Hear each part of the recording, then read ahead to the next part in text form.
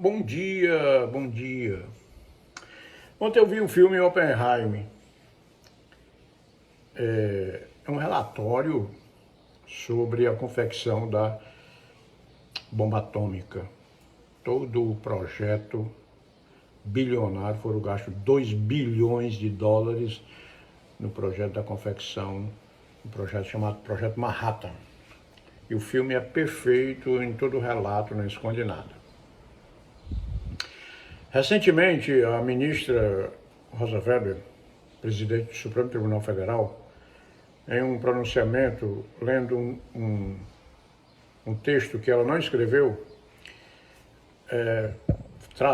fez uma comparação infeliz, desproporcional, despropositada, desarrazoada, quando ela comparou o golpe algodão doce, esse de 8 de janeiro, com Pearl Harbor. Pearl Harbor foi um ataque covarde dos japoneses em 1941 a uma base americana no Havaí.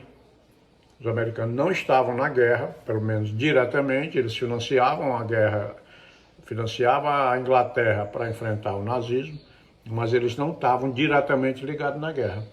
E os kamikazes japoneses bombardearam o Pearl Harbor, matando 2.000 pessoas, a maioria dormindo, afundaram vários navios, e aquele episódio ficou engasgado na cultura americana, na cidadania americana, com muita razão. E a partir daquilo ali começou-se a criar um projeto de revanche, de revide. De que maneira? A maneira mais violenta possível. E criou-se esse projeto Manhattan, que o filme relata muito bem, para a confecção de uma bomba, uma bomba de destruição que eles não sabiam exatamente qual era a dimensão do estrago que aquela bomba poderia causar.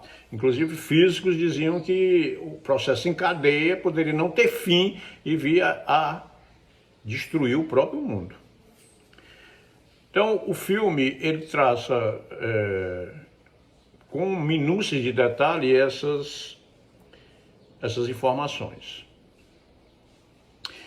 Eu fico me perguntando qual a diferença entre campo de concentração nazista, que matou milhões de pessoas, e uma bomba atômica sobre 2 cidades, matando 220 mil pessoas, a grande maioria, esmagadora maioria de inocentes. Pode ter diferença no quantitativo, de números, no macabro quantitativo, milhões aqui, milhares aqui, mas a prática é a mesma. O campo de concentração é emblemático, é aquela coisa que todo mundo fala, o nazismo, e condena o nazismo, que é condenável, perfeitamente condenável, exatamente, é uma das maiores máculas, talvez a maior mácula da história contemporânea. Mas contemporizam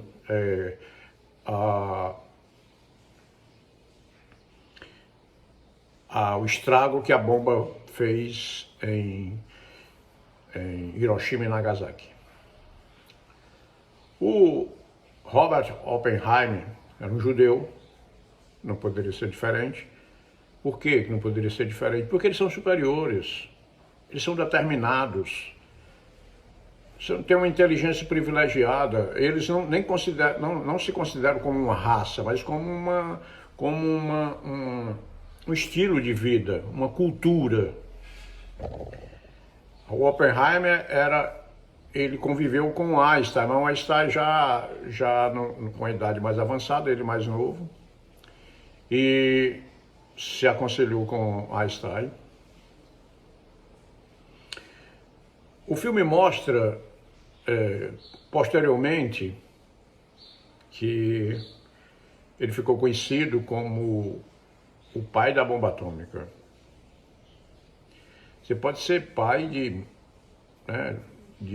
várias outras invenções, de um único filho, de 5, de 10, pode ser pai de animais de estimação, pode ser pai de uma causa meritória de caridade, mas a rubrica de ser pai da bomba atômica não é interessante para ninguém, acredito. O filme é recomendável, muito recomendável. Tem aspectos que ultrapassam a história da bomba atômica, como a perseguição aos comunistas. Intitulava o comunista naquela época, existia o macartismo. O macartismo era uma perseguição aos comunistas, ou aqueles que se entendiam que eram comunistas, que isso era comandado por um senador chamado McCarthy. O senador, ele entendia que a determinada pessoa era comunista e era perseguia. E no filme mostra isso, que o Oppenheimer tinha uma amante que era comunista, aliás, muito bonita, que era comunista e era filiada. A mulher dele também foi filiada ao Partido Comunista e são as duas personagens femininas mais importantes do filme. Eu li em outra época, em outros dias aí, um paralelo entre a Barbie, o filme Barbie, e esse filme Oppenheimer. Barbie como eu já disse aqui, elogiei muito, uma cartilha do feminismo, o empoderamento feminino. Essa é a grande lição do Barbie, está em toda parte.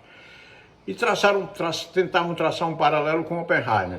No Oppenheimer, as mulheres são colocadas em plano absolutamente secundário. A mulher dele aparece como alcoólatra, que bebe bem, e a outra amante é uma comunista, e que poderia ser espiã soviética e tal. Colocada como de maneira depreciativa, traça-se um paralelo lá, o feminismo e o machismo no filme. As pessoas procuram encontrar coisas que às vezes nem tem. O filme é muito interessante, é muito rico em detalhes, é muito rico em cultura, são 3 horas de projeção, eu recomendo demais.